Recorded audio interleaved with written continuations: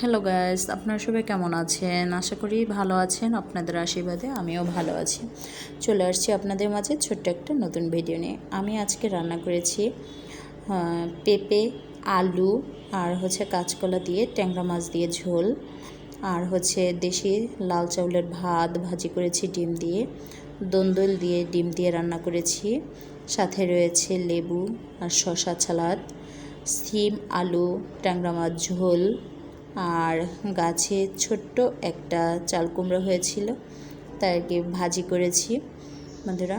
আর দুধ 1 মগ ঢেলে নিয়েছি ঠান্ডা হওয়ার জন্য। চিংড়ি মাছ দিয়ে উস্তে দিয়ে আলু দিয়ে ঝোল, আর খাঁটি দেশি গরুর দুধ।